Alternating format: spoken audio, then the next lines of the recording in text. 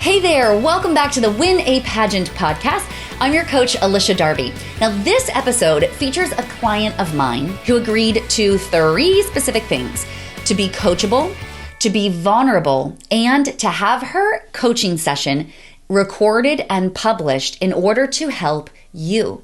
So I know that a lot of women who haven't had pageant coaching before don't really know what to expect or how much can you really even get done in 30 minutes.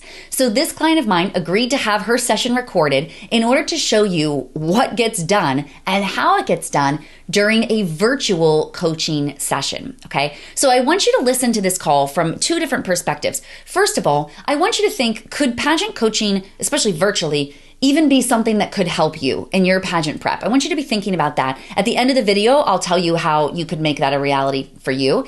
And the second thing that I really want you to pay attention to is I want you to think the things that I'm sharing with her, the coaching that I'm giving her, how can you apply that coaching to your own pageant prep, okay? What are the things that she's learning in this and the skills that she's developing and the strategy that she's learning? How can you apply that to yourself? I'm so grateful that this client allowed me to record this call because I know a lot of the things that she learned during this call will support you in your pageant prep. So sit back with an open mind, maybe get a notepad and a pen handy because a lot of this coaching is going to apply to you too, all right? Enjoy. So tell me about how I can help you today. Okay, so for the past, I think 2 years since 2018, I've been preparing for national pageants like IJM and USA Ambassador and RIM and things like that. And I've gotten close, and in my preparation, I could see myself improving.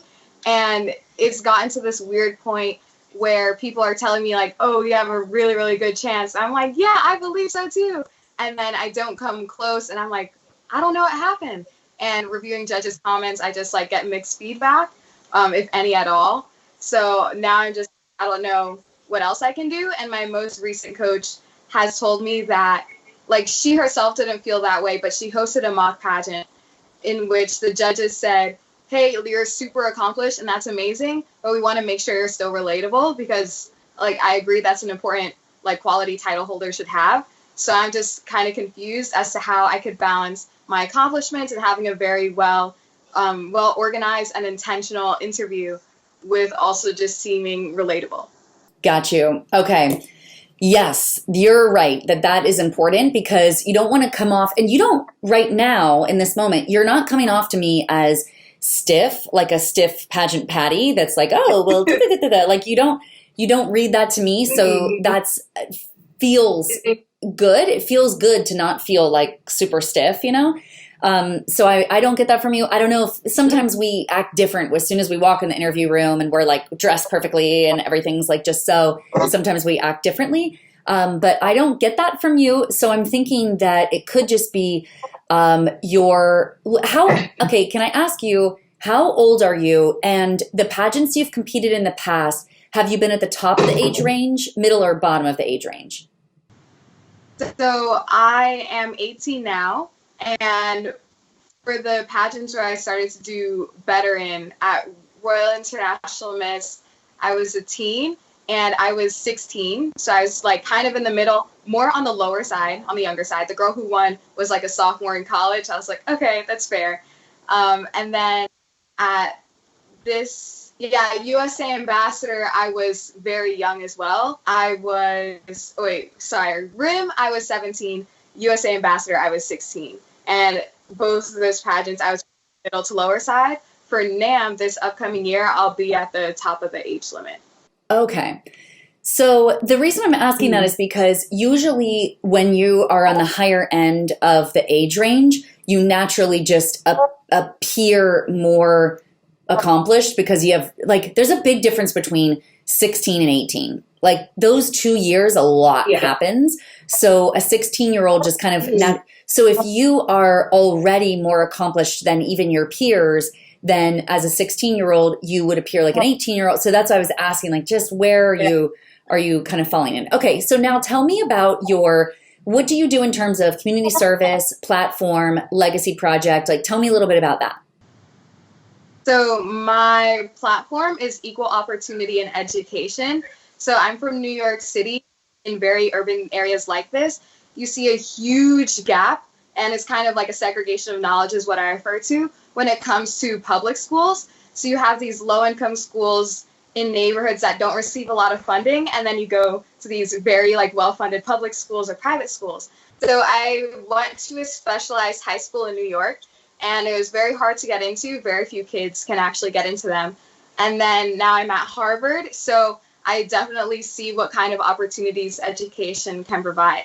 So since actually getting into high school, I started to go back to my old middle schools as well as middle schools around the tri-state area. And I've spoken to in person 1,100 like middle schoolers. I've also spoken to elementary schoolers about what they can do to take education seriously. And then for middle schoolers applying to high school, and now going back to my high school about applying to college.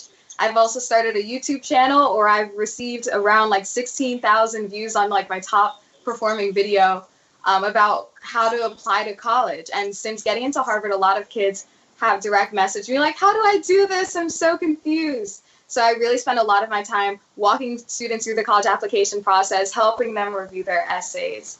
I also just have a website, a pageant blog called The Queen Next Door, where I give tips to new girls who are kind of like on the fence about pageantry, because I truly believe that beauty pageants is a great community and that every girl should compete in at least one in their lifetime.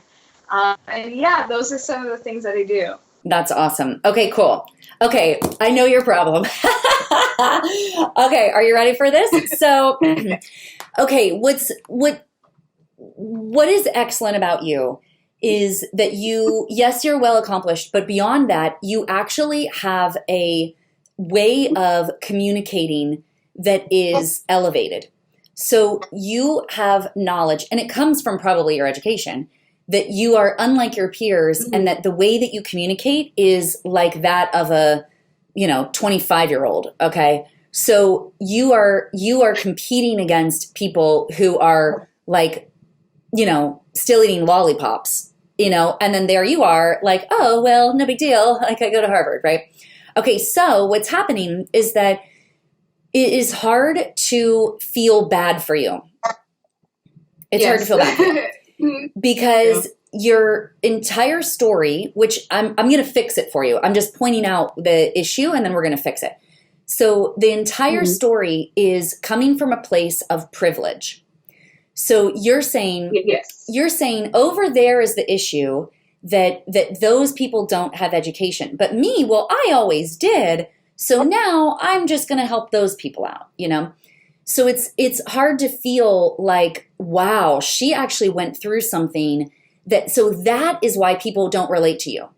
Because when people relate, not from a place of our securities, but we relate from our insecurities. So it's easier to make friends with people when you're in the trenches together, right? Like, even think about this time that we're going through right now with this virus. People are coming together not because of, oh, we're doing good over here, but because of, wow, we need each other more than ever. We're in the trenches together, right? So your story is pulling you out of the trenches, and you're looking for friends like, well, come on, everybody. Like, but everybody's from the trenches looking up at you like, what the heck? Well, who do you like? That.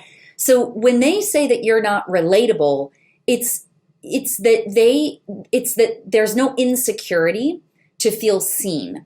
So as a judge, or as any person, we want to feel like if you envision you are the contestant and I'm the judge, and you have to convince me to choose you. If I feel like you are untouchable, then it makes my insecurities bigger to me. Because now I'm like, oh man, well, I didn't go to Harvard.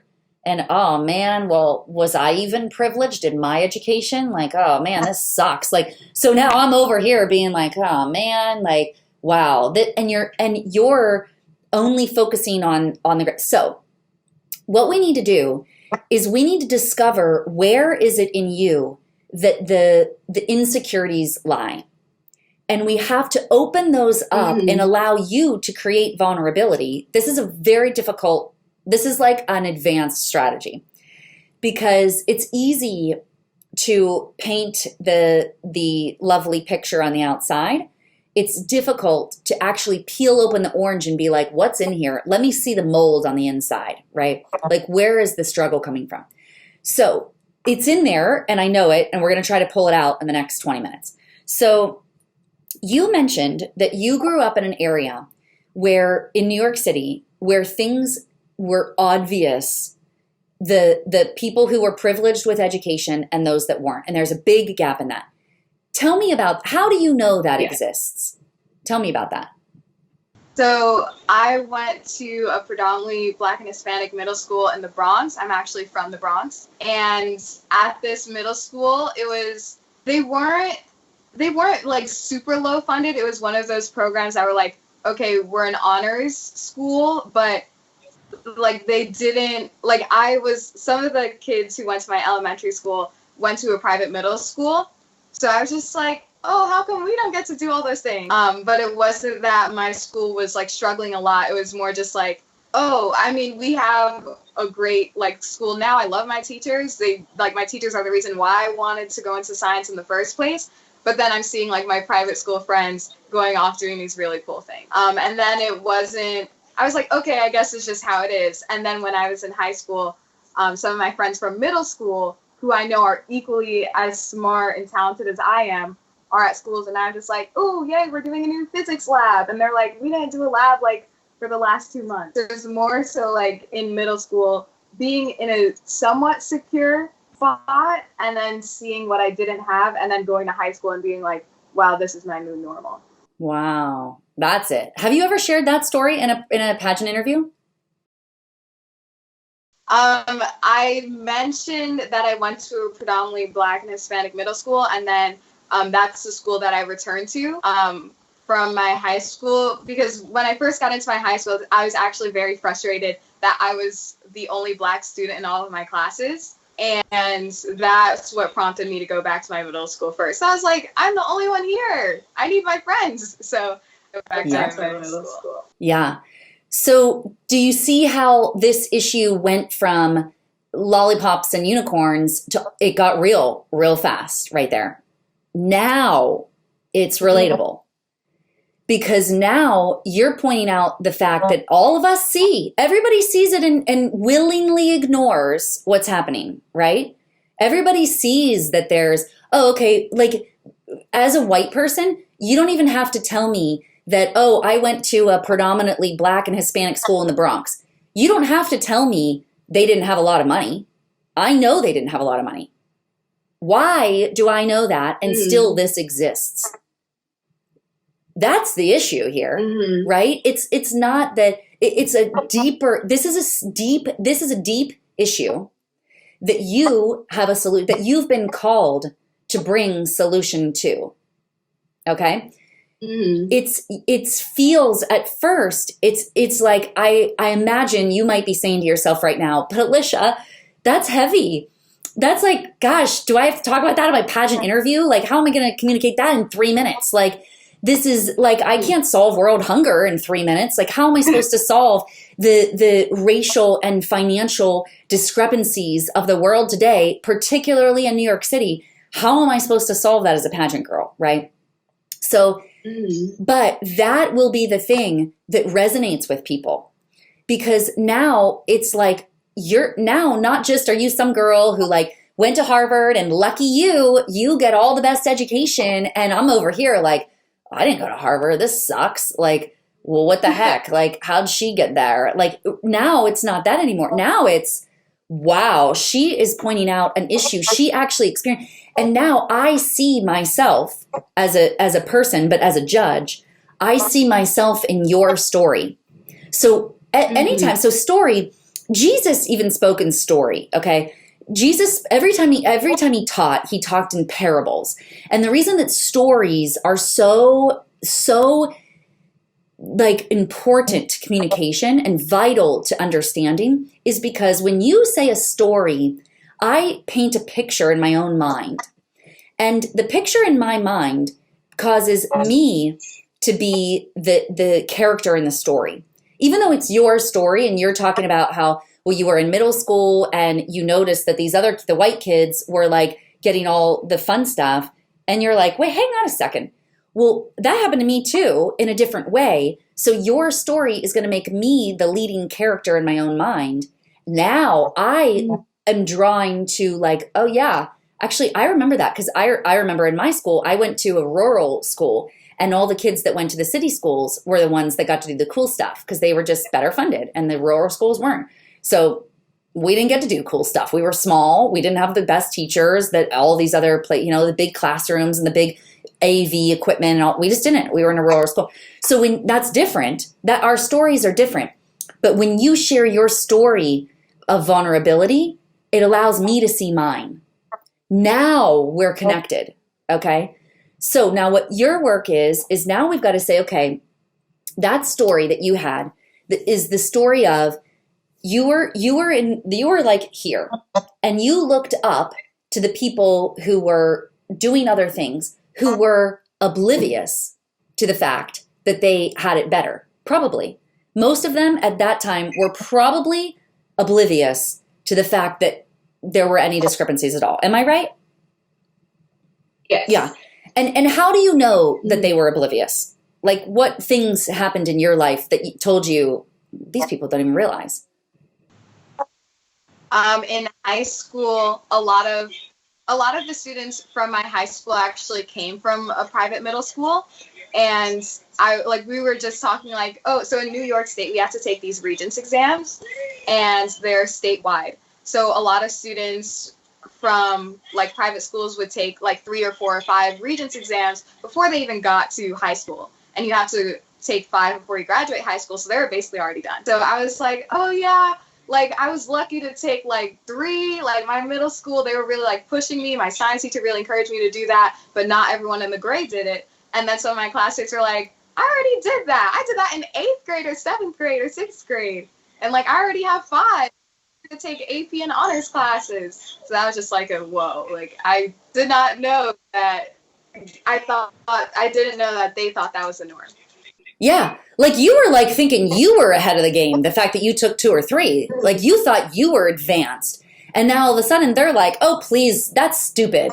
That's stupid. You don't even, that's so lame. Oh, please, that's ridiculous. So now how does a person feel? You're like, oh man, like small. All of a sudden you're like, oh, this sucks, right?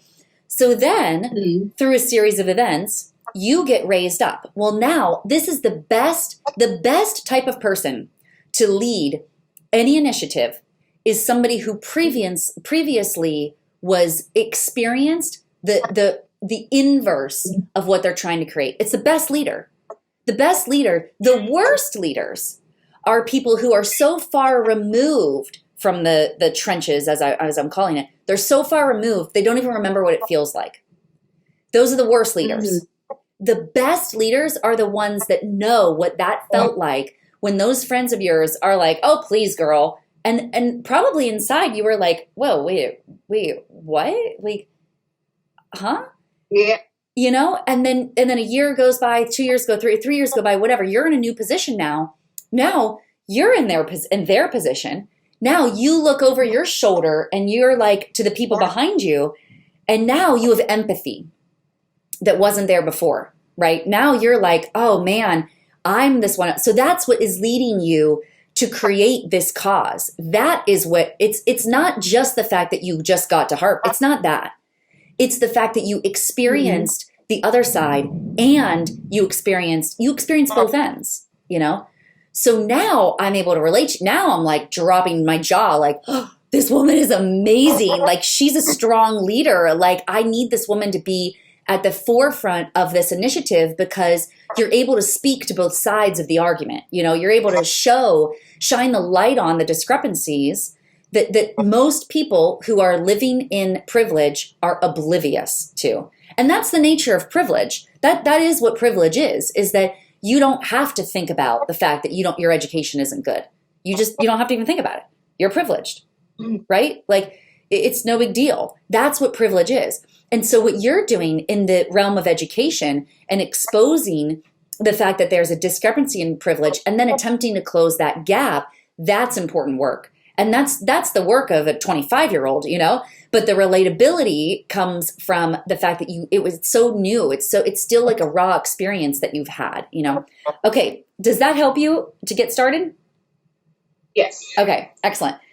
Let me ask you this before we move on. I want to move into a different thing that's going to help you bring this to life. But before we do, I want to ask you, like, does that feel like it hits the nail on the head with the relatability piece? Do you feel like that will shift things for you? Yes. Okay. Yes. Okay, cool, good. How do you feel about being able to communicate that? I think I can. I used to say something similar to that, but then as I got older, I was like, I kind of have to, like, my story has to age with me, in that I feel like I don't want to, like, get too far back, but it's something I'm still doing now, so I could reference the, like, kind of origin story of that. Yes, totally. Love it. Good. So as you do, when you tell that original story, you don't have to tell it with details, and you don't have to tell it with timelines. So you could tell the story of, well, when I was growing up, that could be the beginning of the thing. When I was growing up, I was at a school where it would be amazing if you could do this, Jordan, if you could pinpoint a specific conversation that you had with a friend of yours that was like that where that discrepancy was apparent. It would be great if you could share that specific moment, like that, what you were saying. In fact, I was sharing how great I was that I took 2 of the 5 advanced tests, and a friend of mine shamed me and said, "Oh, please, that's ridiculous. I've already taken all 5." And I was shocked to learn that that was when I first discovered the educational discrepancies. And the friend of mine did not even realize that existed, because she saw normal as being so much ahead of what I saw as advanced, you know. So then you go in to say, I would love for you to be able to share something really like a statistic or something really concrete that further explains the situation, so that me in California, I could have a better understanding of what you're describing in New York City. So maybe you say something like, in different high schools, some high schools, they're graduating, 89% of their students, whereas others are only graduating 33% of their students, or something like that. Something that shows the discrepancy really in a concrete way. Do you have something like that off the top of your head? I just know that, well, one thing that I actually found now, Harvard accepts more students from the top 1% than the bottom 60%. Wow. Wow. And I saw that. That is so interesting. So this is good to know, right? So that's a good stat. And I would say that you also want to say, like, of the schools themselves, how is the funding being delivered, or how is the graduation rate, or even the college rate, like of the students that end up getting into any college, even like a community college, a state school, anything, not even an Ivy League, but what's the difference with that? It might be interesting to know the stats of Ivy League, like how many kids are getting into Ivy League, from schools that are low funded or whatever. Okay, so we need to have a stat there. Then now, as you're telling your story, now they understand where it's coming from. They understand, like, okay, this is an actual problem. Now they're going to want to know, so what is your solution to the problem? So you mentioned 2, I think you had a few, but I wrote down speaking to schools. I wrote down the YouTube channel, and then through one-on-one conversations and Instagram DMs and stuff, you're helping people apply to colleges. What else? Was there something else I missed in that? No, that's it. It's pretty much it. Yeah. Okay, cool. What I would love to see, and what I think you could actually do as a young person, is create, so I call this a legacy project. And a legacy project is like a platform on steroids.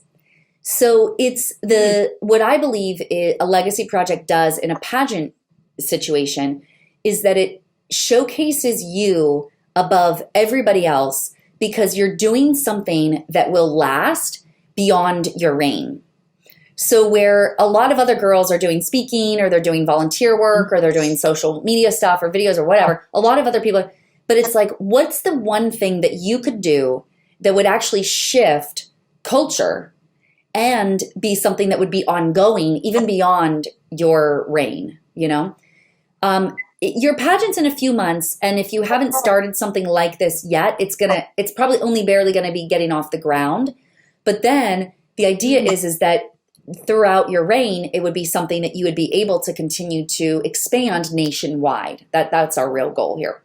So I'm thinking along the lines of like if you could snap your fingers and have a solution for that educational gap, or for getting into college, or for like, what's your main area of focus? And if you could snap your fingers and have a change be made, what would you want that change to be? Better recruiters, which would probably include more funding, training them so they can see students as whole people and acknowledge that students of low-income backgrounds have problems at home, and that sometimes their environment at home isn't the most supportive. So just better trained teachers, or teachers who are just equipped to handle that, also give them the resources they need to support students in the best way they can, so they're not paying out of pocket. Like my godmother, she's actually a teacher, and especially with this whole like coronavirus thing, it's just been a huge strain on her, and it's just terrible to know that not only is now, but we're not in the middle of a pandemic. She has to struggle with this. Yeah, that's right. Yeah, and paying out of pocket. I know that my mom and dad were both in education, and the same thing. They paid out of pocket for all kinds of things. Yeah. Okay, this is good. So this is a lot to take on. So if you were to, which throughout the course of your life, you likely will take on all of these things because it's a personal passion for you. So it's likely you'll get. But if you were to say in the next year, what's one area that you would want to focus on first? Then I would probably say getting teachers the resources they need so they could focus on their students and not anything else, not trying to take care of themselves and their own families while taking care of other children too. Okay, cool. So what might that look like? Getting them the resources. What would that look like? That physical resources would just, I feel be a lot of drives or okay, let's get school supplies, but also kind of workshops on how to comfort a student that's going through troubles at home, how to teach students skills so that they know how to take care of themselves even if their parents aren't the most supportive of their education, things like that. This is good. Yeah, I love this. So what are you studying right now in school? I'm studying physics with a potential secondary or minor in education. Ah, okay. I like that. So have you started any education classes yet? Not yet. Not yet. Okay. Okay. So have you heard of Maslow's hierarchy of needs? Have you heard of this? Okay. Not. So Maslow is this guy that, and I also, my undergraduate degree is elementary education, and my master's degree is adult education and curriculum. So I've studied a wide gamut of education. One of the things that teachers learn first is this idea of Maslow's hierarchy of needs. So Maslow is this guy who created a theory that we have different, and it's like a triangle. It's like a triangle. And at the very bottom are our very most basic needs. And we can't even think of anything above that until that need is met, we can't think of anything above it. And the very bottom one is stuff like sleep, the ability to go to the bathroom, safety. Are you even safe in your environment? Those kind of. Once those are done, once you're safe and you can go to the bathroom and you can eat food and you can sleep, then the next one comes above that. Then the next, it's not until the third rung or something where education and learning new things even happens.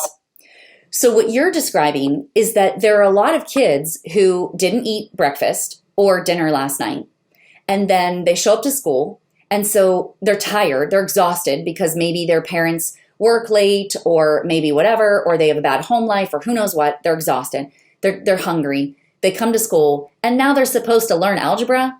Like, what? How is this even happening? You know, or maybe there's like I worked with a third grader who had anger issues in third grade, but never ate, was embarrassed that he was on school lunches, so didn't want to even eat lunch because he was too embarrassed. So then he wasn't eating breakfast at home, wasn't eating dinner at home, and wasn't eating lunch. So then his hormones were out of whack because he wasn't healthy. And then he had anger issues as a result of that. Plus, that's all he saw at home was how to respond to things was in anger. So he'd come to school and he'd have all this pent up energy. That child needs different attention than somebody who ate 3 meals a day. You know, that's what sounds to me like what you're describing. It might be interesting for you to look up Maslow's hierarchy of needs and see if you could create some type of training where, wouldn't it be interesting if students like you got together, people who had experienced their peers and or personal experiences even, but are now grown and are able to say, hey, here's how I would have benefited in school. I wish my teachers would, or maybe they even share moments like you shared. Your science teacher encouraged you to take this test, but maybe that science teacher didn't encourage everybody to do that. And maybe because other kids wouldn't have passed the test at that moment, you know, maybe that's, you know, but that teacher unlocked something in you that other teachers could also do, you know? So I'm thinking about, what if you were to create even something like a video series where you do the, maybe it's, I wish my teacher would have series. Mm-hmm. And in the I wish my teacher would have series, you actually get stories from people just like you who had a teacher who helped them or who they wished a teacher would have thrown them a bone. And you record these, you have them record them. Whatever. I mean, it's simple. Just have people do like a video of themselves recording their story, you know, and then you compile them into your YouTube playlist. And you've got, here are specific examples of what teachers can do for their classroom right now. You know, here's what can be done. That's just step one, is just get the word. Maybe eventually you create a workshop. Maybe eventually you create, when is your pageant again? When's the next one? July 5th. And then the national pageant is in November. Okay, good. So by July, you could probably get the I Wish My Teacher Would Have series together. And you don't have to use that. I'm just, you know, that's a working title. You could create whatever you want to be. But you could probably create that by July and have it up on your YouTube channel and it could be, that would be a really cool movement for people to post their own video, not from a place of, we're not shaming teachers. We're not making people feel bad. We're just saying, hey, here's my story, and from where I come from, I wish that my teacher would have done that. And who knows what'll come from that?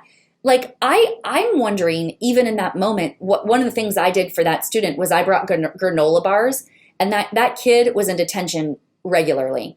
So I started bringing granola bars to detention, and every time he was in detention, he got a granola bar.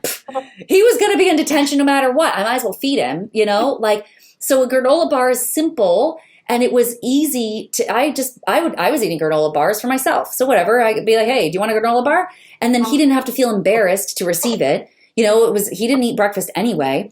And it was our way of bonding, you know? So imagine if you could get these types of stories out, you might discover that, hey, an extra box of granola bars isn't going to hurt. Let's do a granola bar drive, or let's partner with one of those granola bar companies. Would they be willing to donate granola bars or something? You know, like now you can start a movement from the simple start of what did your teacher do, or what do you wish your teacher would have done to help you, depending on your background, like what you were. And everybody, the truth is that, like, obviously we're talking about extreme cases, but the truth is that every person has a story of how a teacher helped them or how they wish they would have been helped in school. Every kid on the planet has a story like that, no matter what, because we've all gone through tough times. We all have a story like that. If you could just get people to share those stories, maybe they share it on their Instagram stories, and then they leave a hashtag that you're following, or something that you could then collect that, or you could repost it in a story highlight on your Instagram, where now these stories are out there. There exist. People are starting to talk about it now. Now we're realizing, now the people like me who grew up in a fine education, and Pennsylvania's got great schools and great standards of education, whatever. And I had an economically prospering school district and stuff. Now I'm like, I can listen to these stories and be like, wow, I had no idea that these discrepancies even existed, So now you're approaching the awareness. Eventually we'll get to fundraising, because once there's enough of these stories out there, you'll be able to go to the, whatever that Mills, something so-and-so Mills who makes granola bars. And you'll be able to say, hey, is there any chance you'd sponsor some granola bars to some kids someday if I did a drive? Like, what would we need to do? Now, all of a sudden, they're like, heck yeah, let's send granola, or whatever. You understand what I'm saying, right? Like, this could go cool. This could get pretty big, right?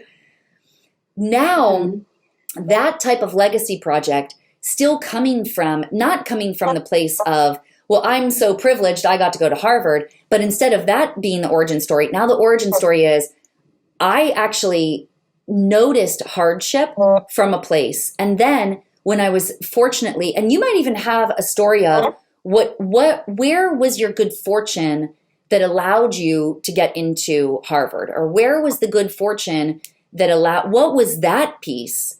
There might even be something there that you can work on as a legacy project to bring people into that from themselves. So instead of taking the approach from the teachers or the school district, you take the approach from the individual, right?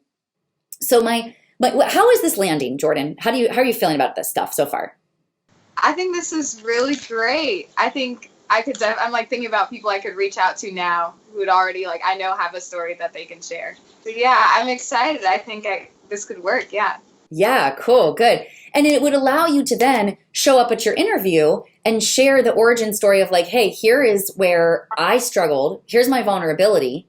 I'll show you mine if you show me yours, kind of thing. Like, and here's what I'm doing about it. I realized that I was fortunate enough to get a stepping stone out of that experience, and I didn't have it as bad as some of my peers, but there are people out there that struggle with this. So as Miss whatever, insert title here, my goal is to share these stories. I want to, first of all, give voice to the people who are victims of educational disparities. But also I want to encourage, it's all from a place of encouragement. You want to encourage the hearts of teachers. Look, you're not going to the teaching industry if you don't care about people. You don't. You get into teaching because you want to serve, you want to help, you want to educate, you want to inform, you want to get people stuff, right? You want to lift people up. That's why people get into education. So teachers are going to want to hear this information. This is going to be an audience that's interested in it, So then once you get that, I would say start there, get that going, get the conversations. Then after you win your pageant, then you're able to say, okay, my new plan is now I want to work with big companies like this. And they'll come out. Once you get the stories, you'll have new ideas. Like my little granola story is like small compared to all the other things you'll learn through this. But you'll get so many new insights of like what you can do to partner with people to not just bring awareness. Awareness is fine, but it's not enough, ever. It's never enough to just have awareness. You have to do something about it. So now that people know about it, what can be done, right? And as a side note, Jordan, when you are allowing other people to tell their story, remember we talked about the importance of story. When you allow others to share their story, anybody that listens to it is going to feel inspired by their own story. Because when somebody tells the story of the granola story or whatever, like, oh, my teacher, I was angry all the time because I had a terrible home life, but yet my teacher was giving me these granola bars. If someone shared that story, everybody listening will think about a time when they received a similar experience. So now they've got a story to share, Imagine you could even get teachers to share their story of how a teacher helped them. So now we're all thinking outside the box. We're aware, but now we're also getting ideas of how we can creatively approach this, And then that's the people you get in the room to say, okay, now let's take this to the next level, right? So the pageant comes and goes and you've got that part, created. That's the legacy that will live on forever. Now you've got the next step, right? And you'll continue to grow it. Cool. Good. So does this help you? I mean, we originally addressed the relatability piece and how to be more relatable is by sharing your place of vulnerability, because people aren't going to see their own. They're not going to see themselves in your story. To relate is to feel like your story is my story. That's how we relate. So if you're only sharing the shiny side of it, I'm not going to be able to relate. It's going to make me just feel bad, So you've got to share that. So we fixed that, which was our real goal today. We got to a bunch of other stuff too. How do you feel about this?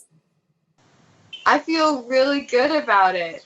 Now I'm just like, oh my gosh, what can I do? What can I start working on now? So I can have it up and running by the time the pageant starts, and then even then it'll keep going. Oh, totally. Yeah, this is really so much. Yay, good. I'm happy to hear that, Jordan. Awesome. Cool, girl. Well, I am going to make sure that you get a recording of this because we talked about a lot today. And I know you were taking notes too, but just so that you have it, you'll be able to go back and re-listen to stuff and kind of look at things even deeper. If you are interested at all, the program that I have called the Pageant Interview Game Plan goes deep into building out your brand, building out your legacy project like this, how to communicate it in interview, how to communicate it on your paperwork. So if you're okay, now this is larger than life, I need to really hone it in. The next step would be the Pageant Interview Game Plan. So that could be something that would be useful for you even down the road. Feel free to reach out to me, but it's also, I'll send you a link to it. So if you just want to look at it, but feel free to reach out for me if there's anything else that you need or other resources. Okay.